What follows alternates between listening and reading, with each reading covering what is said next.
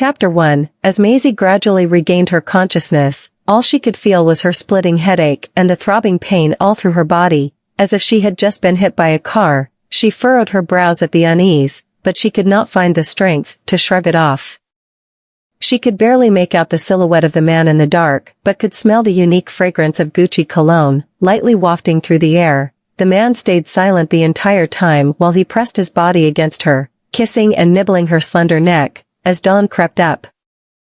The morning sun shone in. Maisie suddenly opened her eyes. She was astonished to find herself naked in bed with a stranger lying next to her. He had his back turned against her. Maisie's face turned pale as flashbacks of the night before suddenly came back rushing back to her. It was not a dream after all. How had she ended up here? All Maisie could recall from last night was that she had been celebrating her birthday with Willow. After taking a few sips of the sangria Willow had brought to her, she passed out. Could it be that her drink had been spiked? Maisie gnashed her teeth and walked out of bed, with every ounce of composure within her. She tried to remain as calm as she could. She swiftly slipped on her clothes from last night, tidied herself up, and fled. She needed to get home immediately so that she could talk to Willow and find out what had happened. When Maisie reached home, she saw her father sitting on the sofa waiting for her. Stephen asked with a calm expression, "Where were you last night?" Maisie pursed her lips, thinking about the events of last night before finally replying, "I fell asleep in a friend's house." Bam! Slamming a picture on the table, he roared furiously, "I know you spent the night with a man in a hotel room. How dare you lie to me?" The sight of the photo made the blood drain from Maisie's face. It was a picture of a man she did not recognize, helping her into a hotel room. Willow rushed down the stairs in her high heels. "Dad, calm down." As she continued to talk, she walked toward Maisie and pretended to nag at her. "Z. How could you embarrass the family like this? Even if you are in love with the man, you should know not to cross the line before getting married." Maisie was completely startled. What did she mean by that? She had clearly been unconscious at the time, just as she suspected. Willow would never be so kind as to celebrate her birthday for her. It had all been a setup. Maisie tried to explain herself. "Dad, listen, I was out celebrating my birthday with Willow. There was something in the drink that Willow gave to me. That's enough." Stephen stood up, pointed his finger at her, and growled, "Willow is your big sister. Don't you dare blame her for your own actions." Sister? Listening to her father's accusations, Maisie clenched both her fists tightly until they trembled. Her mother should have known that her father was an unfaithful man. He had been keeping a woman on the side from the very start. Who could have guessed that, within a year after her mother's passing, even before her ashes had turned cold, he would remarry so quickly with Layla Scott? What had come as a greater surprise to Maisie was finding out that they had long given birth to a daughter of their own. Maisie had always known that Willow was trying to win over their father for years now. She would act a certain way in front of their father and turn into something else behind him. Never did it ever occur to Maisie that Willow would try to sabotage her on her very own birthday. "I was planning to pass on Venna jewelry to you when you finally came of age." "But why you? I can't believe you pulled such a stunt to tarnish the family name. I never want to see your face again. The Vanderbilt could do better without a shameless wretch like you for a daughter." Maisie stuttered. "Dad, are you kicking me out?"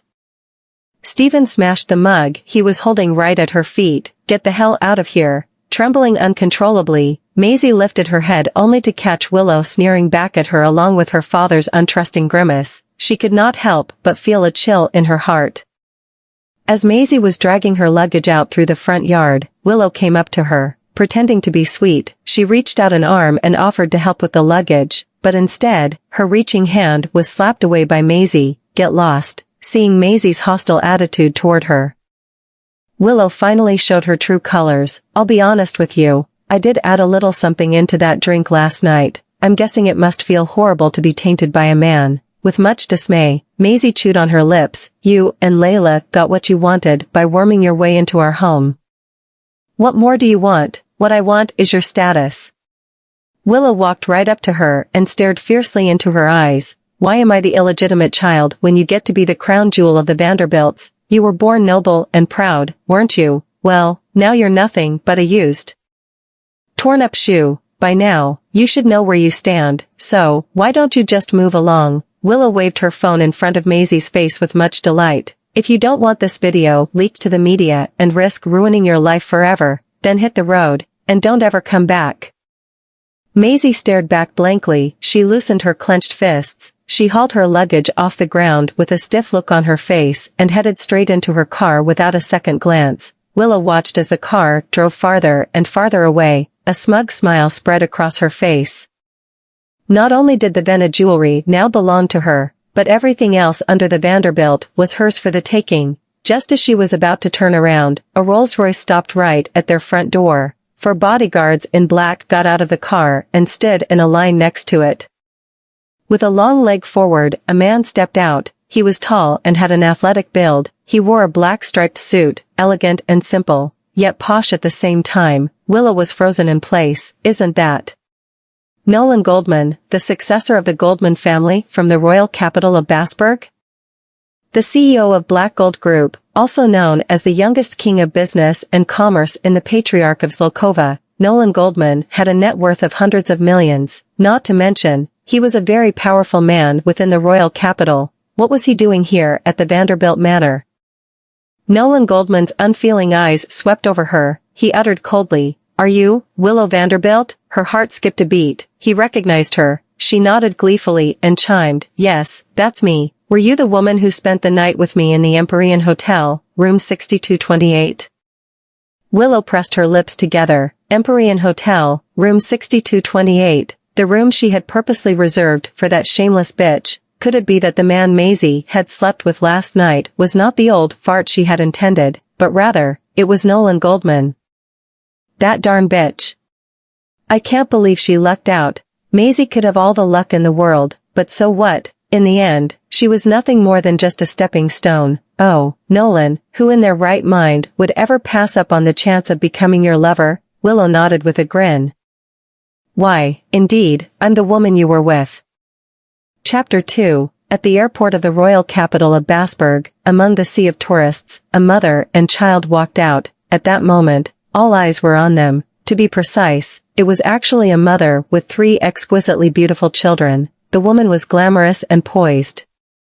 What made people stop and stare was the stunningly gorgeous little girl she was carrying in one arm. The girl had thick, curly locks, which made her look just like a doll. The 2 similar-looking boys following alongside her had excellent features, a pair of sparkling amber eyes, dark brown hair, and milky white skin. They seemed so surreal. The woman standing in front of the BMW took off her sunglasses, watching Maisie Vanderbilt carrying a child in her arms and the other 2 following closely behind. She gasped in shock. Holy cow, Z. You had 3 kids in just one pregnancy? She was rendered speechless by the sight of them. Forget the fact that Maisie had triplets. What was truly unbelievable was how they looked like angels sent from heaven. And they were still so young. The woman could not help but wonder who was this handsome celestial being that Maisie had slept with. Maisie put down the little girl in her arms, touching all 3 of their little heads. She said to them, "Meet your godmother, Riley Hill." Riley was Maisie Vanderbilt's best friend. After getting kicked out of the Vanderbilt Manor, she had gone abroad. Riley had stayed by her side the entire time. Not long after settling down, she had realized she was pregnant. She had considered abortion. It was Riley who had kept trying to persuade her otherwise that she finally decided to keep the babies. In order to allow her best friend a comfortable life abroad, the headstrong daddy's princess pawned one of her father's antiques, which was worth $6 million, and gave Maisie the money. Maisie's bank cards had been frozen when she got kicked out of the Vanderbilt Manor. If it weren't for Riley, Maisie would have been sleeping on the streets. Nice to meet you, godmother. The 3 rugrats bowed down in an unsynchronized manner as they greeted her with their honey-soaked kitty voices. Overwhelmed by their cuteness, Riley felt the blood rush to her head. She smiled and waved back at them. "Ah, you sweethearts are such angels." The second eldest, Colton Vanderbilt, turned his head to his eldest brother, Waylon Vanderbilt, and garbled, "Our godmother sure looks silly." Maisie placed each of her hands onto the 2 boys' heads. "What are you 2 whispering about?" Colton hesitated. The youngest among them, Daisy Vanderbilt, proudly sold them out. Waylon and Colton were wondering why Godmother looked so silly. The two boys were dumbfounded. She was undoubtedly their sister. As Riley was driving, she glanced through the rearview mirror to see the little Rugrats snuggling up to one another, fast asleep. Finally, she asked, "Z, why did you decide to return to Zlokova now?" Maisie, who was leaning against the passenger seat window and curling her hair playfully on her fingertips, gushed with a giggle. "Vena Jewelry paid $7 million to poach me so that they could hire me as a designer." "Doesn't Vena Jewelry belong to your family?" Riley tooted and shook her head in disbelief. "Your cunning bitch of a sister, Willow, is now the director of Vena. You're saying she paid $7 million to hire you?" She let out a chuckle at the thought of that. "When she finds out that you are the world-renowned designer, Zora, from Staslo, she's totally going to flip out." Zora had caused quite the buzz in the international jewelry scene. Her work combined modern jewelry elements with vintage Victorian-style craftsmanship. Every one of her designs was known to people as the work of God. Even the royal crown worn by the Queen of Staslo during her wedding last year had intricately been designed by Zora. Riley thought hard but still could not make sense of it. "You came back for just $7 million? You are worth way more than that. Aren't you giving them too good a deal?" When the jewelry company in Staslo, Luxella, had wanted to hire her, they had offered a price of $90 million. Maisie turned to look at her with a broad grin. "Which is why I declined their offer and made a new one for $150 million instead. If the Vanderbilts wanted to pay me $150 million, I couldn't possibly turn them down, could I?" Now that Maisie came back, she was going to do whatever it took to get back her shares in Vena. Riley took a deep breath. Family out to get family. Brutal. Boy, was she keen to see the look on Willow's face when the shit hit the fan. As the car pulled up to the entrance of Vena Jewelry, Maisie turned around to face her three angels. "Mommy needs to settle some matters. Godmother Riley will take the three of you home first." Her three angels nodded obediently. After Maisie got out of the car, the children glanced at each other, then scrambled over to Riley's side of the car. "Godmother, tell us all you know about the Vanderbilts and Mommy." "Yes. You must tell us in secret. We promise not to let Mommy find out." Taken by surprise, Riley's gaze darted across their faces. "Why do you want to know?" "Because we're Mommy's sweethearts, and we won't let anyone bully Mommy." They had followed their mother back to the country because they wanted to get revenge for her. Nobody got away with bullying their mother. Riley felt a trickle of cold sweat down her spine. Were they really just a couple of 5-year-olds? Maisie stepped into the lobby of Vena headquarters. Although Vena belonged to the Vanderbilts, it was her mother's blood, sweat, and tears. She couldn't believe that her father had actually left Vena in the hands of Willow, an outsider. During her years abroad, Maisie had stayed up to date with news related to Vena. Using her newfound status of Miss Vanderbilt, Willow had gotten rid of several high-level executives who Maisie's mother highly valued, thus causing a decline in Vena's reputation in recent years. Vena had paid $150 million to hire a designer from another country, knowing the Vanderbilts. They could not possibly afford such an exorbitant amount. Maisie was curious to know who had helped pay this $150 million. She made her way toward the receptionist. "Hi, I'd like to meet with Miss Vanderbilt." The woman working the desk asked, casually, "Do you have an appointment?" "Not at the moment, no, but it was Miss Vanderbilt who contacted me." Maisie was annoyed by the treatment given by this lady. It seemed that the personnel hired by Willow was truly unprofessional after all. The receptionist gave her a passing glance. "If you don't have an appointment, then I'm afraid I can't help you. Our director is a very busy woman." Maisie smiled politely. "Does everyone here at Vena have such an awful attitude like you?" "Excuse me? What do you mean by that? Can't you see that I'm super busy right now? Besides, Miss Vanderbilt isn't just anybody who you can meet as you please." "Oh, my, I was wondering who was causing a scene. I'm surprised it was you." "Maisie, didn't think you'd be so bold as to show your face in this country again." The moment Willow walked out of the elevator, she happened to catch a glimpse of a familiar face. To her surprise, it was Maisie. That shameless slut had actually come back. Maisie slowly turned around. As Willow finally took a proper look at Maisie, a sense of gloom washed over her. It had only been 6 years since they last met. Yet this bitch has completely transformed. She looked like a seductive succubus. "Weren't you the one who invited me back to Zlokova?" Maisie chuckled softly. Willow was taken aback yet seemingly arrogant as ever. I invited you. It's only been 6 years. And you've become so brash. She walked toward Maisie with her arms crossed around her chest. Haven't these past 6 years in exile taught you anything? Upon hearing the mention of what had happened 6 years ago, Maisie's eyes turned cold while she remained nonchalant on the surface. Congratulations on becoming the director of Vena Jewelry. However, the company seems to be doing worse and worse under your care. Hopefully, the business won't close down one day. Willow lifted an open palm and slapped her in the face. The loud smack left everyone in the hall astounded. What seems to be the matter? A deep, cold voice came toward them. The expression on Willow's face changed almost instantly. The arrogance and tyranny that was there vanished as she walked over to the man with an aggrieved look. Nolan. It was all her. I would have forgiven her for humiliating me, but she went too far when she cursed that my company would close down. Chapter 3. As Maisie turned around, she met the man's sharp gaze. She was dumbfounded by the sight of this man's face. The man had pale white skin, exquisitely profound facial features, distinct amber eyes that seemed to hide a pool of unfathomable coldness, and tight, thin lips that could cut like a knife. His face was so similar to both Colton and Waylon, even his eyes were the exact same color. Maisie had only found out she was having triplets when she went into labor in Staslo. Neither her firstborn nor the second had inherited any of her features, however. Her youngest had some resemblance to her, but with ink-black hair, just like that of the man standing in front of her now. Maisie's eyes filled with curiosity as she gazed at the man before her. Who is this man? What is his relationship with Willow?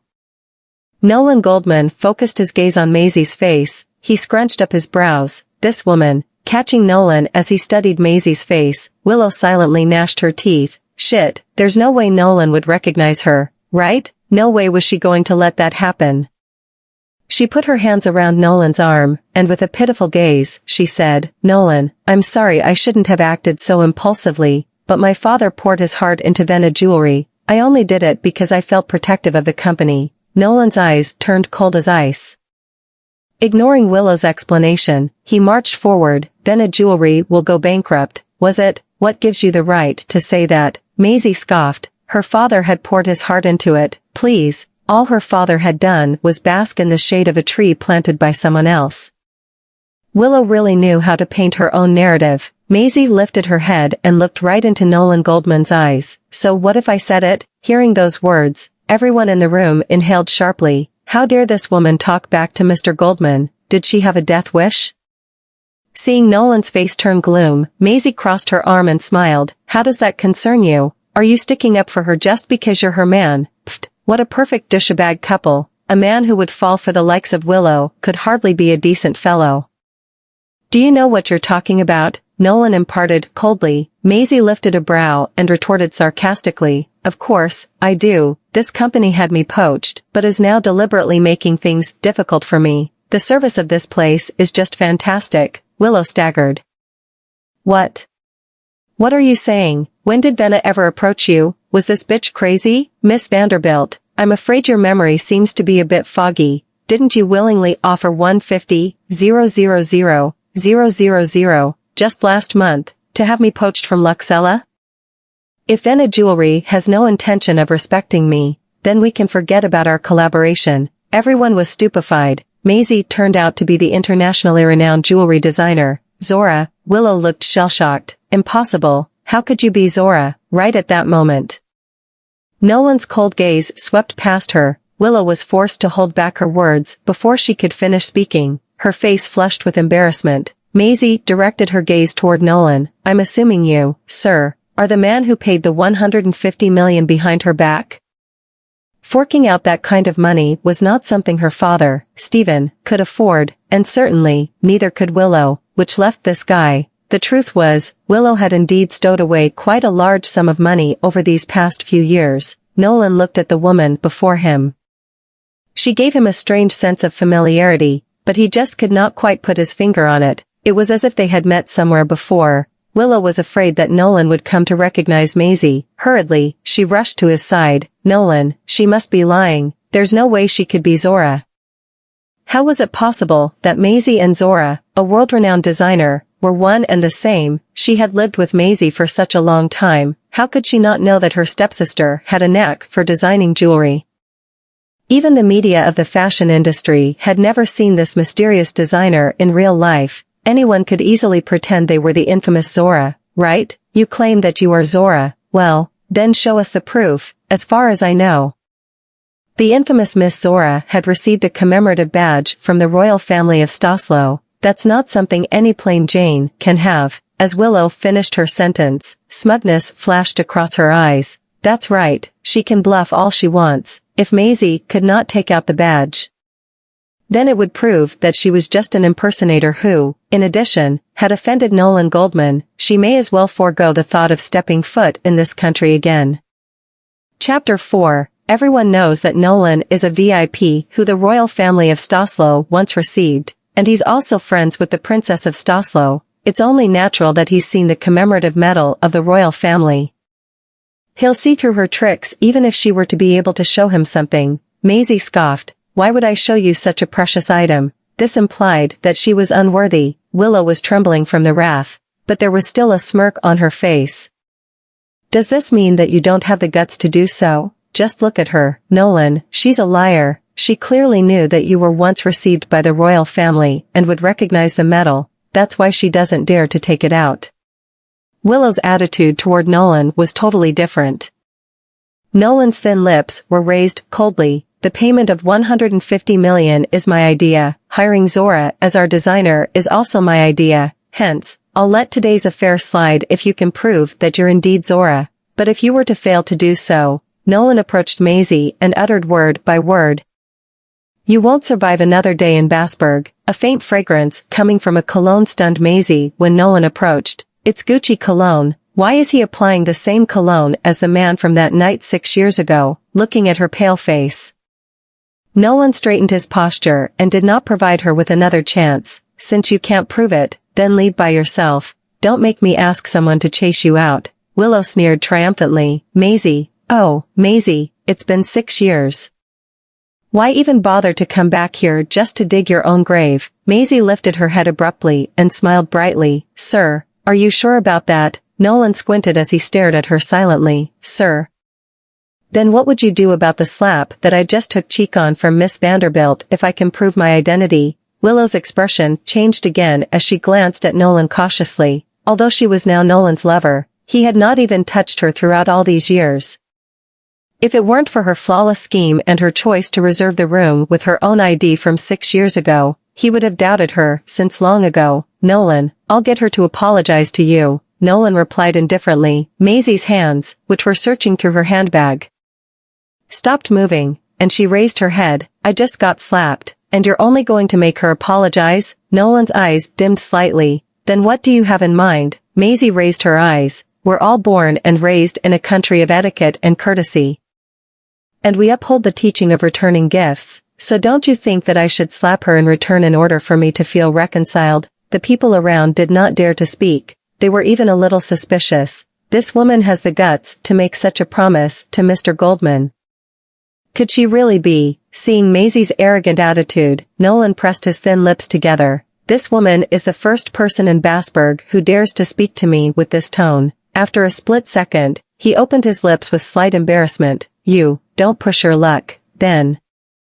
You should find yourself another designer. I'm not someone who lets things slide so easily. Maisie took the medal out and showed it off in front of him. Since you've seen the royal commemorative medal, take a good look at it. She then placed the medallion back in her bag and walked away unconcernedly. Willow lowered her head and gnashed her teeth hatefully. How could this be? How could that bitch be? Zora is the designer that Nolan poached from Luxella through his own name. I wouldn't be able to offer the price if he hadn't offered the payment of $150 million. Who would have expected that the designer turned out to be Maisie? Did I just embarrass Nolan while I treated Maisie like that earlier? Nolan, Willow stretched out her hand, hoping to wrap them around his arm. However, he retracted it away from her, turned around, and glanced at Willow indifferently. You'll solve this by yourself. He then left without looking back. After saying so, Nolan walked out of the building. and the bodyguard in black who was waiting for him beside a Rolls-Royce helped him open the car door. He then said to the man sitting in the front passenger seat after getting into the car, "I want all the information you can get on the designer Zora on my desk in 2 days, at Seaview Villa." Humph, Willow Vanderbilt is really detestable. Daisy held her doll in her arms, leaned closer to Colton together with Waylon, and stared at the computer monitor. They looked at the woman being displayed on the monitor with the same expression. She looked so ugly. Waylon turned his head and glanced at his younger brother and sister. "This woman harmed Mommy, we can't let her go." Daisy supported her chin with her hand. "But what are we going to do with her? We have to think of a way to hide it from Mommy." Waylon cracked his brain, then snapped his fingers and said, "Didn't Godmother tell us that she has a sugar daddy? Let's start with the big shot by her side. What's the man's name according to Godmother?" Daisy looked up and thought, "Nolan Goldman." Colton typed the name on the keyboard, and the webpage came out very soon. The three Rugrats froze in place for a long time as soon as they saw Nolan's photo. When Colton clicked on Nolan's information, "This man. Why does he look so much like us?" Waylon was very surprised as he stared at the photos for quite some time. "Mommy has never told us about Daddy. Could this man be our daddy?" Colton hummed, and a hint of slyness flashed across the bottom of his eyes. "If he's indeed our daddy, then this will be a piece of cake." Waylon was puzzled. "But how can we approach this man?" "Don't worry, my brothers. Leave it to me. Isn't it a children's clothing brand under the Black Gold Group looking for a spokesperson? I'll definitely be able to secure the position." Daisy patted her chest. She had always been the quirkiest among the three Rugrats, so the plan would surely be fail-safe. "Sweethearts, I'm back." The three Rugrats closed the web page on the browser immediately upon hearing their mother's voice. "Mommy. Your Royal Highness." The three Rugrats walked out of the room one after another and threw themselves on her, seeing that they stayed at home obediently to welcome her. Maisie squatted down with a smile. "You three didn't cause your Godmother troubles, did you, Mommy? Do you think that we'd bully Godmother?" Colton asked, while tilting his head. Daisy nodded. "That's right. Why would we bully our Godmother? Godmother will even bring us cakes when she returns." Maisie smiled bitterly. "I'm the one who gave birth to these three Rugrats. Can I not know them any better?" The most mischievous kid among the three children had always been the second child, Colton. He definitely had not inherited his cynical and scheming personality from his mother. The eldest had always been more dependable and warm-hearted, but he would still be brave while protecting his younger brother and sister, and Daisy, the youngest, had always been the abnormal and unorthodox one. She was already on the brink of leading her brothers astray with her love for quirky ideas. "Mommy, you look upset. Did someone bully you?" Waylon, who was extremely observant, realized that something was wrong with Maisie instantly. Maisie was stunned. She had been wondering why the man that she met earlier today made her feel so familiar, especially his looks and the unique smell of cologne that she got from the man 6 years ago. "Mommy, you're hiding something from us." Maisie forced the corners of her lips upward, smiled, and stood up upon seeing that Waylon was able to see through her once again. "Children should leave such matters to the adults. I'll go make you some food." She was about to go into the kitchen when her cell phone rang. Looking at the unknown phone number, the corners of her lips twitched. It's indeed Willow Vanderbilt. Chapter 5. Maisie took the cell phone to the balcony and answered the call. "What happened? Is Director Vanderbilt regretting your action now?" Willow gnashed her teeth furiously when she heard this. "Maisie, don't try your luck. It's your honor that we're willing to pay $150 million just to hire you." "Oh really? You make it sound like I'm in urgent need of your millions." Maisie leaned against the rail of the balcony with a faint smile on her face. "Since this isn't a sincere collaboration, then don't call me again." "Wait a minute," Willow yelled, sat on her office's desk, and smirked coldly. "Maisie Vanderbilt, don't you forget that I still have that video in my possession." Maisie's expression dimmed gradually ever since the word video was mentioned. Willow smirked when she did not hear any response over the call. "If you don't want me to expose the matter that took place 6 years ago, I advise you to come over and have a discussion with me tomorrow morning." Maisie took a deep breath and nodded. "Okay, I'll go over tomorrow." She then hung up the call as soon as she said so. Daisy, who was eavesdropping from behind, ran back to the room with her tiny feet and said to her brothers, that vicious woman called and threatened Mommy, Waylon then suggested immediately.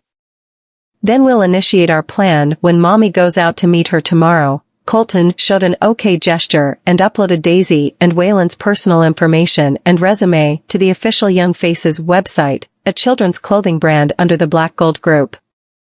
It just so happens that the brand was looking for 2 young models, and we'll definitely be selected. We'll be able to get close to that man as long as the brand belongs to the Black Gold Group. We have to figure out whether Nolan is our daddy or not. The next day, Maisie reached Benna Jewelry, and the secretary led her to Willow's office. As expected, Willow was waiting for her on the couch. Willow smiled, got up, and walked toward her as soon as the secretary went out. I thought you wouldn't come. The video is still in your possession. Could I not come? Maisie smiled. By the way, I'm very thankful to you for not leaking the video through all these years. Willow looked slightly embarrassed. It's not that I didn't want to leak the video. I was worried that Nolan would discover that the woman from that night isn't me if I were to do so. However, judging from Maisie's attitude, she probably doesn't know that the man from that night is Nolan. Thus, I just so happened to still be able to threaten her with this video. Okay. Let's not talk about anything else. I prepared the contract for you, and the $150 million will be yours as long as you sign it. Willow went to her desk, picked up the contract, and handed it over to Maisie. Maisie did not grab it from her. It seems that you really need me, heh. Do you really think that I want you to stay in Benna? Yes, after all, the man who wants me to stay in Benna is the man who's going to pay me that $150 million on your behalf. You did find yourself quite a rock during these 6 years, huh? Maisie mocked her sarcastically. It's a pity that you still owe me that slap from yesterday. Wouldn't this be my loss if I were to sign it now? Willow's face turned sulky as soon as she heard this. Don't you push your luck. Maisie walked up to her, leaned close to her, raised an eyebrow, and smiled. I suffered such a loss in your hands 6 years ago. I won't allow you to manipulate me into doing anything else 6 years later. Will you go down on your knees and apologize to me if you want me to sign this? Seeing Willow lifting her arm, Maisie intercepted her action swiftly by grabbing onto her wrist. Still planning to hit me? Maisie Vanderbilt, I would advise you to sign it now. Otherwise, I'll leak the video so that everyone in Bassburg will know just how slutty the world-renowned Zora is. Maisie backhanded Willow on her cheek. Willow was dumbfounded. She gnashed her teeth after returning to her senses. You fucking bitch. Does Miss Zora treat others like this in Luxella too? A faint voice sounded from behind. Nolan entered the room with his personal assistant and just happened to witness this scene. He had experienced the arrogance of this woman firsthand, but he did not expect her to be so presumptuous. Maisie murmured to herself, what a coincidence. Willow was delighted deep down as Nolan had come at the right time and bit her lower lip to act pitiful. Nolan, don't blame Miss Zora. It's all my fault. Maybe I've done something wrong. Nolan walked up to Maisie and warned her with an indifferent tone. I have ways to eradicate all the opportunities that might lead you back to Luxella if you continue to give me this attitude. Are you threatening me? Maisie raised her head. She hated being threatened the most in her life. Nolan frowned slightly upon seeing the abhorrence in her eyes. So what if it's a threat? Maisie burst into laughter. You guys are the ones who want to hire me. But not only did you neglect me at first, but you also hit me after that. Do I look like easy meat to you? She should apologize to you for her wrongdoing. Nolan approached her. But shouldn't you apologize for your wrongdoing too? What have I done wrongly? Maisie spread both her hands out. I was just returning her the hospitality and courtesy that I got from her yesterday. I've only gotten even with her with that slap, so why is it my fault? Isn't this the same as you saying that I'm disrespecting the elderly when I want to lodge a police report after being conned by a granny who I helped cross the road? Nola's glacial eyes looked stern. Don't justify your actions with excuses. Maisie snorted, turned around, and waved. Then I'll stick to what I've been saying all this while. There's nothing worth discussing now. Maisie's arm was abruptly hauled when she was walking toward the elevator. She was then dragged to the stairway. Maisie struggled to break free. What are you doing? Let me go. Nolan lowered his gaze and said somberly, you'd better go back and apologize. Chapter 6, Apologize? He wants me to go back and apologize to Willow? Maisie scoffed and glared directly at him. Over my dead body. Out of Nolan's expectation, Not only was this woman presumptuous and atrocious, but she was also very stubborn. His facial features stiffened. If you don't apologize, Zora's name will disappear from the fashion and jewelry field tomorrow. He did not want to make it difficult for her at first, but Willow was considered his life savior. He would have been set up 6 years ago on that night if it weren't for her. Although he did not have any feelings for Willow, he had still been keeping her by his side these few years and had been satisfying her materialistic needs unconditionally. Then jewelry had really been in a downturn these years. And that was why he would pay $150 million to hire Zora on her behalf. He knew that Willow was at fault for slapping her at first, so he was going to get Willow to apologize to her. He did not care how they would resolve this issue in private. But he could not allow any other woman to make a move at Willow in front of him. Maisie's hand, which was being grasped, hurt as if it had been dislocated. Her eyes drooped, however. She would never shed a single drop of tear in front of her enemy, despite her grievances. I didn't do anything wrong. I won't apologize. Seeing that her attitude was still so rigid, Nolan snorted, with the Goldman's influence in the business circles. Not only will your reputation go up in flame in Zlokova, but the people of Staslo will also no longer hear of the name of Zora. Are you sure that you still want to do so? The Goldmans, Maisie gnashed her teeth. I've been wondering just how this man would have the ability to threaten me.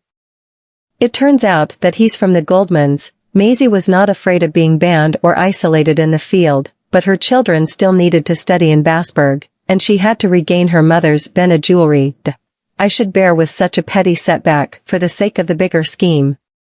There's no need for me to haggle over such a teeny-tiny humiliation with this man. Let me go first. Nolan released his grasp and glanced at her. You'd better think this through. Isn't it just an apology? Maisie raised her brows, turned around, and walked out of the stairway.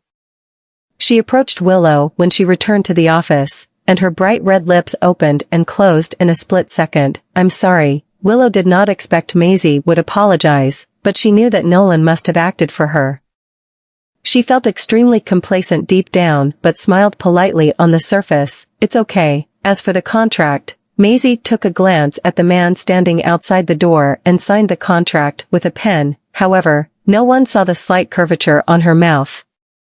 I've been forced to return to Vena Jewelry without putting up any fight, even though I've insisted that I don't want to do so. I'll teach them a good lesson about what it means by nurturing a snake in their bosom from now onward. She then put down the pen and left immediately without creating any more stir after signing the contract. Nolan strode up to the desk, picked up the contract, and took a glimpse at it while Willow walked to his side. Nolan, thank you so much. Don't come into contact with her alone. Nolan's tone was faint. He then left with his personal assistant after putting down the contract. Willow picked up the contract with a triumphant gaze after Nolan had left. Maisie Vanderbilt, you'll still die by my hands in the end. A Maybach was parked directly in front of the entrance, and Nolan's personal assistant, Quincy Lawson, opened the car door for him. Nolan asked immediately after getting into the car, did you gather all the information that I asked for? Quincy nodded, turned around, and handed a tablet to him. Sir, it's all saved in here. Nolan tapped on the screen to go through the information, but his attention was captured by the Maisie Vanderbilt that occupied the full name column, and the address found on her ID was exactly the Vanderbilt's current address. His eyes dimmed slightly. At the Black Gold Group, Daisy and Wayland stood outside the entrance and looked up at this iconic building, which looked extremely worthy of being the largest company in Basberg. The two Rugrats walked into the lobby while smart-looking men and women in suits hurried by. Some were holding documents while others were receiving foreign clients in different languages. The two small figures attracted the attention of many people amidst this hectic scene.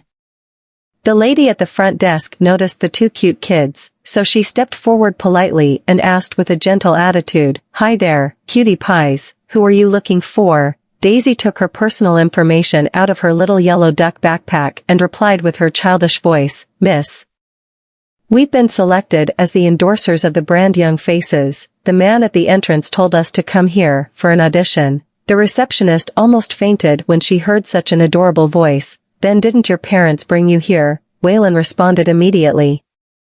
"We don't want to bother Mommy, we can do it ourselves." Wow, you two are such sensible kids. Okay then, I'll take you there now. Thank you, Miss Beautiful.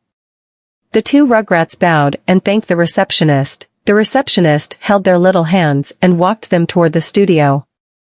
Young Faces was a luxurious children's clothing brand under the Black Gold Group. It was indeed planning to recruit two young models, who were very photogenic and not afraid of being in the spotlight, to be their spokespersons. The receptionist brought them outside of the studio. In addition to clothes hangers, there were also several cameras and background boards in the studio. Many children entered and exited the studio for the audition while they were waiting for their turn. A stern-looking middle-aged woman, who was dressed very decently, seemed to be exceptionally dissatisfied with the results of all the photos and was losing her calm for a bit. How am I going to shoot this? They have to be photogenic. Photogenic. Do you understand me, Sis Nova? These two children, arg. Don't bother me. Nova Daniel was about to say something when she suddenly saw the two children standing next to the receptionist. She was taken aback, her expression one of extreme shock. Her gaze was fixed on both of them. How can these two kids resemble Mr. Goldman so much? Chapter 7, Madam Beautiful, we're here to audition. Daisy raised her head, her eyes looking crystal clear as if a star was hidden in each of them. Nova took a deep breath and calmed her racing heart. How could such adorable and lovable children belong to Mr. Goldman? According to my acquaintance with Mr. Goldman, there's no way that he would have been able to give birth to such lovely kids. She knelt and rubbed their little heads. What are your names? My name is Daisy. My name is Waylon. The two Rugrats answered in unison.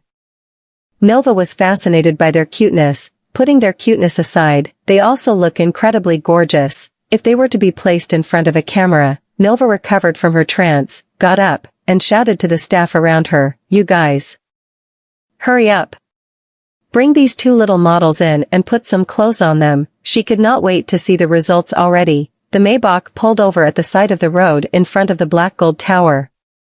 The driver asked all the bodyguards waiting at the entrance to shove the surrounding crowd to the side and form two neat rows. Nolan got out of the car and strode straight into the lobby with his long legs. On the other side of the headquarters, Nova, who had taken a few sets of photos, sent two of the photos taken to Quincy without giving the photos any touch-ups. Quincy slowed down, took the phone out of his pocket, and took a glance at it. He looked shocked and magnified the photo out of astonishment. Quincy caught up to Nolan hurriedly. "Mr. Goldman, what's the matter?" Nolan walked toward the elevator dedicated to him as the security guard pressed the button to open the elevator. He then entered the elevator while Quincy handed him his phone. "You should take a look at this." Nolan took a look at the screen of the phone, and his eyes dimmed. If it weren't for important matters, he would barely fix his gaze on a screen for longer than a minute. However, he stared at the screen for 3 whole minutes this time around. "Nova Daniel sent me these photos. The brand endorsement department of Young Faces has found these two little models, and they look rather similar to you." When taking a closer look, the boy's eyes looked exactly the same as those of Nolan. The facial features of the two children looked almost similar to him. Especially the boy. Nolan creased his brows and returned the phone to him. "Where are the two kids now? They should still be in the studio." Nolan directly pressed the floor number to get himself to the floor where the shooting was taking place. For some reason, he wanted to see the two children. Sitting in front of the computer, Colton invaded Black Gold's control center and monitored the surveillance of the entire Black Gold Tower. He clicked on the screen to zoom in, saw Nolan walking toward the photography department, and called Waylon. The smartwatch that Waylon was wearing vibrated, so he walked to the side quietly and answered the call. "Colton, how is it? Nolan has come to look for the two of you now. Go and get Daisy to approach him. Remember to retrieve his hair, okay?" Waylon walked to Daisy and whispered in her ear after ending the call. The whisper then ended with Daisy nodding while saying, "Roger that." Colton sat in front of the computer and chuckled. One can't expect to achieve anything if they risk nothing. We'll get to know whether Nolan Goldman is our daddy or not after we get our hands on his hair for DNA verification. We'll get to the bottom of everything by then. Nolan appeared outside the filming department, and Nova greeted him with a wide grin. "Mr. Goldman, why are you here?" Quincy interrupted before Nolan could open his mouth. "Where are the two little models?" "The models, they're over there." Nova pointed in the direction of the two Rugrats. The two little rugrats were stepping on the chair and looking into the lens of the camera as if they were very curious. Nolan walked toward the two of them. Daisy, Waylon, Nova called the two of them, and the two kids looked back only to see Nolan standing behind them. Both of them raised their heads and exchanged gazes with Nolan. Waylon also stood in front of Daisy subconsciously, protecting her with a vigilant expression. His appearance looked exactly the same as Nolan's when he frowned. "Who are you?" Waylon directed a question that he had already known the answer to Nolan while staring at him fixedly. Nolan squinted his eyes. "Then who are you?" "Is that even your business?" Quincy and Nova were perspiring on their foreheads. "Isn't this kid a little too bold and rigid?" Daisy jerked at the hem of the corner of Waylon's clothes, pretending to be very scared. "Waylon, I want to go home." Waylon rubbed her little head to comfort her. "Don't be afraid, I'm here." A trace of helplessness flashed across the bottom of Nolan's eyes. "Do I look too fierce and intimidating? Does this kid think that I'm approaching them with ulterior motives? I'm the owner of this company." "Where are your parents?" He softened his tone and attitude. Quincy and Nova were shocked when they saw Nolan's soft and gentle voice for the first time. Daisy replied softly, "Our mommy is busy, and we don't know where our daddy is." Nolan was deep in thought while Daisy suddenly walked up to him and stretched out her arms. "Mr. Handsome, I want a hug." Everyone present was shocked. This kid actually had the guts to ask Nolan to carry her. Waylon pulled Daisy deliberately. "Daisy, Mommy said that we shouldn't let strangers carry us. We'll be abducted if we do so. But, he doesn't look like a bad person, right?" Daisy's tiny and tender body was lifted into the air as soon as she finished saying so. Everyone was dumbfounded once again. Daisy wrapped her arms around Nolan's neck and stared at him with her big cute eyes. "Mr. Handsome, your eyes look as pretty as my brother's." Nolan had never tried to carry a child, so this hug gave him an unprecedented experience. "This little girl, she does resemble someone. What's your mommy's name?" Chapter 8. Mommy told us we can only tell anyone who asks her name that Mommy is Her Royal Highness.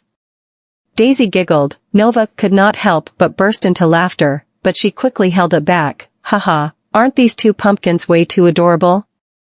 What kind of mother has been teaching them all this while?" Nolan's gaze moved away, and he glanced at Waylon, who looked exactly like him. If it weren't for the fact that Willow was the only person who had slept with him in the past, he would have to wonder if he was the father of these two children. Daisy glanced at her watch and said, "Mr. Handsome, we have to go home now, otherwise, Her Royal Highness will start to worry." Nolan put her down, turned around, and said to Quincy, "Send these two children back."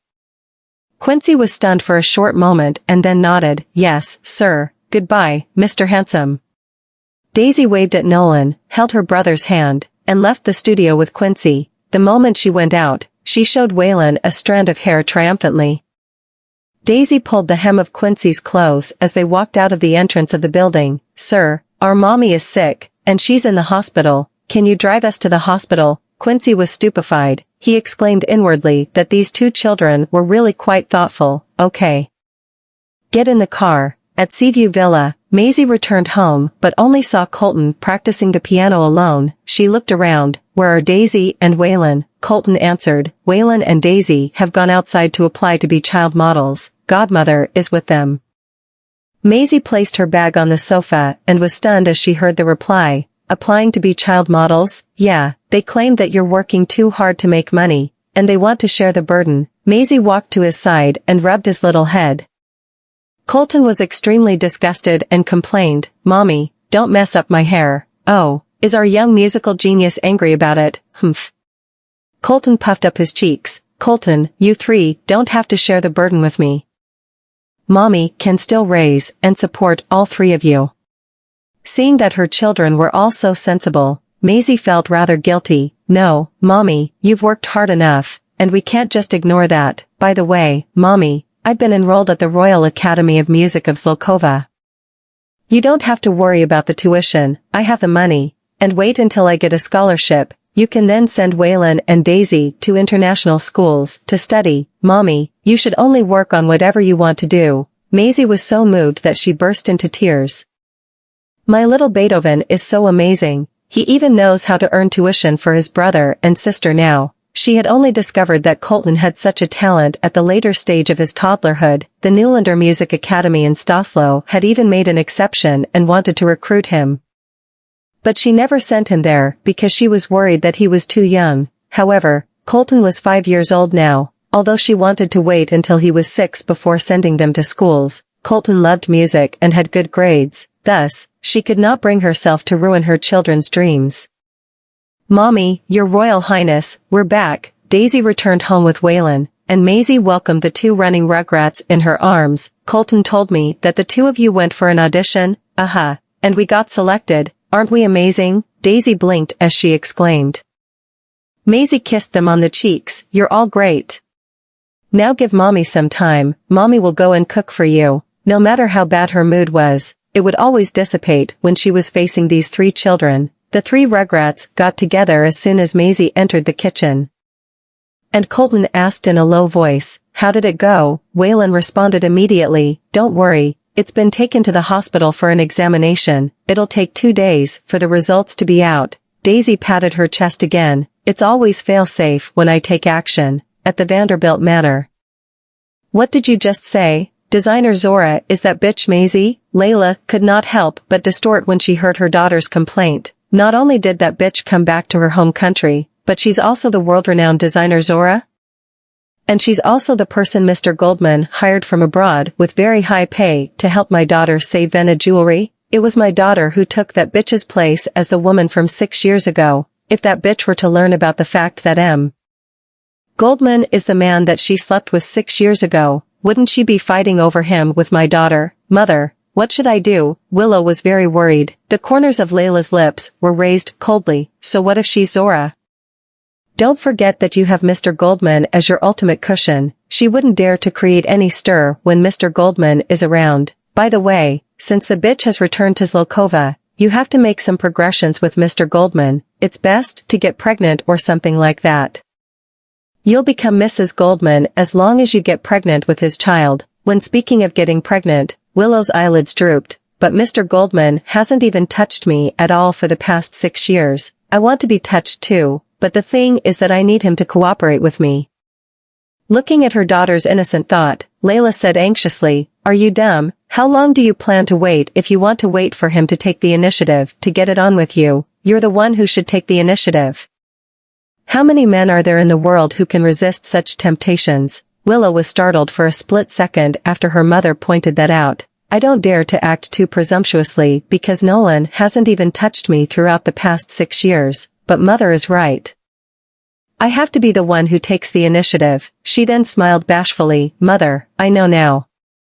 Chapter 9. The next day, at Venna Jewelry, Maisie sat in her own office going through the designs of the company's jewelry collections over the years and flung the files on the desk. "Where's all the creativity? From what I see, they don't even know the definition of the word design. Are all the jewelry that Venna Jewelry has spent so much money to manufacture over the years there to only make up the number?" The staff standing in the office looked embarrassed. "Miss Zora, Director Vanderbilt said that all new designs should only follow Venna's original design concept." Maisie leaned against the chair with her arms crossed and smiled. "What's the original design concept that you've been following?" She lifted the pictures and jewelry database. "These are completely inconspicuous rubbish when you show them to the fashion and jewelry industry. Director Vanderbilt is truly capable. She fired all the elites in the design department right after taking office, and when Venna couldn't even make any of its own products, she could only sell the leftovers from other companies. She can't even lose money like a pro." The clerk stopped speaking. Maisie stood up and said, "Take me to the raw material warehouse, okay?" The clerk nodded. Maisie and the clerk walked toward the raw material warehouse and happened to run into a man that she did not want to see at the entrance of the elevators. Nolan's eyes dimmed slightly upon seeing that she had straight up ignored him, and he turned around. "Wouldn't you greet someone when you see them?" Maisie stopped and thought that he was a man who could afford 150 million, after all. Thus, she gnashed her teeth, turned around, and smiled faintly. "Yes, it's nice to see you, Mr. Goldman. Where are you going, Miss Vanderbilt?" Maisie was dumbfounded. "He actually knows that I'm a Vanderbilt." Nolan walked up to her. "Where are you going? This man is indeed very idle." Maisie grinned. "Why ask?" Should I ask for your permission every time I head over to the raw material warehouse? Mr. Goldman, Willow's man is quite controlling. Huh, great. I also want to know what you can discover when you get to the raw material warehouse. Maisie was rendered speechless. The raw material warehouse was a place where the ores and raw materials used to manufacture jewelry were stored. When the female staff turned on the lights, boxes could be seen stacked in the corners of the huge warehouse. And the rough diamonds that had not been cut were placed on the shelves on the table. There was a cutting machine on the table, and all the materials were complete. Maisie walked to the shelf, grabbed an ore, and took a good look at it. She then brought the gemstone and moved toward the cutting machine. The female clerk was alarmed and asked hurriedly, "Miss Zora, what are you doing?" Maisie did not answer. Instead, she used the machine to cut the rough diamond open. And she noticed something as soon as she got into one of the ores. Wow, Venna has even picked up the falsification of gemstones now. Maisie picked up the cut rough diamond and walked to the female clerk, who's in charge of the raw material warehouse. The clerk replied nervously. "It's Director Chester." Maisie's expression dimmed. "Ask Director Chester to come to see me immediately." Nolan walked up to the cut rough diamond and ran the stone across the ring that he had on his index finger. A shallow yet obvious scratch could be seen on its surface. Maisie approached him with her arms crossed, lifted her eyebrows, and smirked. "Mr. Goldman, this is your girlfriend's company, after all, so aren't you going to do something about the adulteration of its gemstones?" Nolan lowered his eyes, turned around, and stared at her. "Isn't this also the company that your mother founded?" As soon as this fact was mentioned, the corners of Maisie's lips stiffened. "Making a huge fuss out of this won't do you any good too. Just resolve it privately." He continued lightly, "Resolve it privately? Heh. The acquisition of this batch of rough diamonds must have been approved by Willow. According to the current market price, the cost of genuine rough diamonds products is extremely high, but the cost of semi-adulterated rough diamonds is very low. I'll let it slide if Willow doesn't know anything about this, but I won't just sit back and watch if she's purchased a batch of semi-adulterated rough diamonds just because she can't afford the high cost. If it really is Willow, she doesn't know anything about jewelry. So it's excusable for her to be deceived." Nolan turned to look at Maisie and said with a nonchalant tone, "Don't come up with a conclusion so casually if you haven't gotten to the bottom of this issue." Maisie chuckled inwardly. He does sound a bit like Waylon when he's trying to justify a fault. Wait a minute, what am I thinking? Director Chester is here. The female clerk brought Director Chester into the warehouse. Director Chester was still talking confidently to the clerk originally. But his expression changed instantly when he saw Nolan. "Mr. Gold. Mr. Goldman, why are you here?" Director Chester's face turned pale. Nolan walked up to him. "What happened to these adulterated rough diamonds?" Director Chester started sweating on his forehead. "Crap. These rough diamonds were all purchased according to Miss Vanderbilt's orders. If it were to be found out, even if I were to bring up Miss Vanderbilt, she is Mr. Goldman's lover, I'll be the only one who will go down in flames when it's revealed. I wasn't the original person responsible for this batch of ores. Director Zaleski, who has resigned, was the person in charge of these ores. I don't know that these rough stones have been adulterated. The person has resigned anyway. I can only put him forward as the scapegoat." "You're lying," Maisie asserted and then questioned sternly. Venna had never seen any adulterated rough stones when Xander Zaleski was in office. He had worked for Venna for 15 years, so wouldn't he have been fired long ago if he had made such a dumb mistake? Director Chester was taken aback for a moment. How does Miss Zora know that Xander had worked for Venna before this? I really don't know about that. From my point of view, are you trying to stand in as the fall guy for someone else? Maisie stared at him with her cold and solemn eyes. Nolan gave her a sideways glance, but did not utter a single word. Willow appeared outside the door at that moment. Chapter 10. Willow had heard that Nolan and Maisie had come to the raw material warehouse, as well as that Director Chester had gotten summoned. Thus, she had hurried over in fear that something would be unveiled. She suppressed the panic in her heart and asked as if she did not know anything about the matter. "What happened, Nolan? Why are you here? Damn it, this bitch has come back here just to make my life difficult." She even found her way into the raw material warehouse. Back then. I did order them to acquire a batch of adulterated rough diamonds in order to save a significant amount of money, but I didn't expect that this bitch would deliberately bring up this issue as soon as she's back. Nolan looked at her and asked indifferently.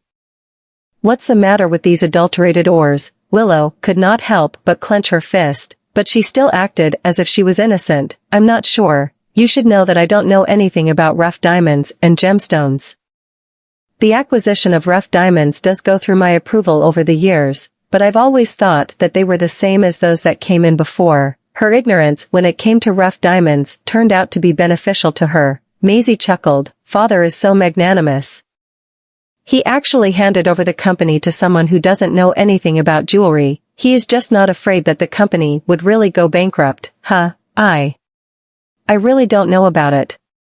Willow had run out of ideas, so all she could do was stare at Nolan. Nolan, you have to believe me. Maisie, you bitch, I'll chase her away sooner or later. It was not that Nolan did not believe in Maisie's suspicion. It was just that Willow had always been by his side these years, even though she knew nothing about the fashion and jewelry industry. She was asking and learning from him all this while. He knew that Willow did not look like a pretender. He shifted his gaze onto Director Chester. You've been fired. Director Chester was stupefied, but he accepted that the other party was someone he could not afford to cross. Willow bit her lip as she witnessed Director Chester being fired. It was fortunate that Nolan trusted her. Nolan turned his head and said to Maisie, you'll be in charge of the acquisition of rough diamonds and other raw materials from now on. He then left the raw material warehouse after saying so. While Maisie was walking back to her office, Willow caught up to her, stretched out her hand, and grabbed her. Maisie Vanderbilt, you did that on purpose, didn't you? Maisie turned around, glanced at her, and asked amusedly. What did I do on purpose? Did you approach Nolan on purpose? You even led him to the raw material warehouse, did you? Do you think that Nolan would believe you? A hint of complacency flashed across Willow's eyes. You've seen it yourself. I'm the one that Nolan trusts. So don't even bother to think about plotting against me anymore. Oh, are you saying that I brought him to the raw material warehouse in order to sow discord between the two of you and told him that the rough diamonds were adulterated to make him suspicious of you? Seeing Willow's upset expression, Maisie scoffed with her arms crossed in front of her. What makes you think that I have the time to care about the relationship between the two of you? He's the one who wanted to follow me to the raw material warehouse. Does that have something to do with me too? Maisie, don't you ever think that I'll believe anything that comes out of you? If you don't believe it, then just don't. Why bother to blabber all these to me? Maisie was really annoyed and added. I'm not done with you when it comes to the batch of adulterated rough diamonds. If it weren't for the fact that my mother founded Vena Jewelry and I could not bear to expose the matter, I couldn't care less about the number of cushions that you have behind you. Nolan could indeed cover the sky, but Maisie was not a pushover that some random person could stop. She was about to leave when Willow grasped her again. Maisie Vanderbilt, don't think that you can do whatever you want just because you're back. Don't you forget that your video is. Maisie could not bear it anymore, so she turned around and snatched her mobile phone. What are you doing? Willow wanted to grab it back, but Maisie evaded her. Looking at Willow's fearful expression, Maisie smiled. You've always loved to threaten me with that video, haven't you? She walked to one of the windows of the corridor, stretched her hand out of the window, and let go of the cell phone. All of a sudden, Willow watched as her cell phone dropped from the 19th floor. It could only end up shattering into millions of pieces. You do love to threaten me with that video, don't you? Let's see how you're going to threaten me in the future now that the video is a thing of the past. Maisie went back into her office without looking back. Willow was trembling with rage. But she also felt relieved and favored thinking that the video had been destroyed. Let it be. Nolan will never find out who the woman was from that now. Nolan is probably disappointed in me because of what that bitch brought up today. I can't wait any longer. I can only become Nolan's woman after I've scored the jackpot with Nolan tonight. The dusk had arrived. At the study of the Goldman Mansion. Sir, I've got it. Maisie Vanderbilt is the daughter that Stephen Vanderbilt had with his ex-wife. She's the eldest daughter of the Vanderbilts. Maisie's mother was a jewelry designer. Her mother and Stephen Vanderbilt founded Vena Jewelry. All the company's shares had been in Stephen's possession ever since the death of Maisie's mother. The reason Maisie went abroad 6 years ago is still unknown. Quincy's voice came from the cell phone that was placed at the side. Nolan had Zora's information in his hands and was scanning through the documents. His eyes dimmed as soon as he listened to Quincy's explanation.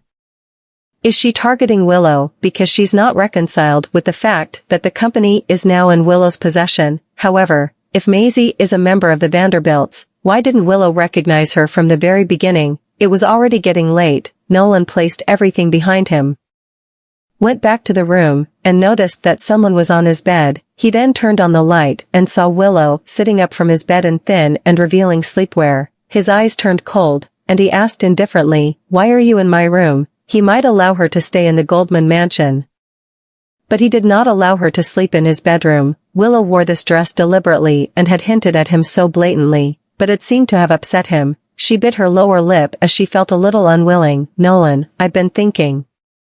You've never allowed me to get any closer to you ever since that night from 6 years ago. Did I do something wrong?" Her expression looked very innocent, pitiful, gentle, and helpless. Nolan is an ordinary man. It would surely be fake to say that he doesn't feel anything. Seeing that he did not speak anymore, Willow took the initiative to get off the bed and hugged him. She wrapped her arms around his neck, tiptoed, and tried to kiss him. When Willow's lips were approaching him, Maisie's face flashed across Nolan's mind, and he pushed Willow away abruptly with a hint of disgust beaming from his eyes. Willow, who got pushed away, was bewildered. "Nolan, am I that abhorrent to you? Why could he get all over Maisie on that night 6 years ago, but not when he's with me? What happened 6 years ago was an accident. I'm letting you stay by my side, and I can compensate you with whatever you want. What happened tonight is not to be taken as a precedent." Nolan thought of something when he turned around and turned back to look at Willow. "Maisie is a family member of the Vanderbilts, am I right?" Willow was startled. Why would he mention Maisie all of a sudden? Did he find out something? "She is my younger sister." "Then why did you not recognize her when she came to the company, but slapped her in the face?" Nolan initially thought that the woman might have provoked Willow in order for the latter to do so. He had only found out that she was from the Vanderbilts after looking into her background information. He also discovered that Bennett Jewelry was founded in the name of that woman's mother, and Stephen was just one of the company's shareholders. Willow bit her lip lightly and clenched her hands tightly, but she gave off an innocent look on her face. "Actually, my sister and I bear a grudge from before." "What's the grudge about?" Willow thought of something, and her eyes turned bloodshot. "She's the person who drugged me on that night 6 years ago. I know that she's been targeting my mother and me ever since we arrived at the Vanderbilts, because I'm the illegitimate daughter. She was the candidate who was about to take over Bennett Jewelry originally, but my father was very angry and drove her away because of that incident." Nolan's face dimmed slightly. "She was also drugged 6 years ago. Did that woman really do such a thing to Willow? However, judging from that woman's arrogance, it's not impossible." Nolan did not know the reason why he would feel irritated because of this. "You should get some rest." Nolan left indifferently. Willow's gaze gradually turned heinous after the door was closed. Maisie, it's Maisie again. Maisie's existence is simply a threat to me. I can't let that bitch stay in Vena, that's for sure."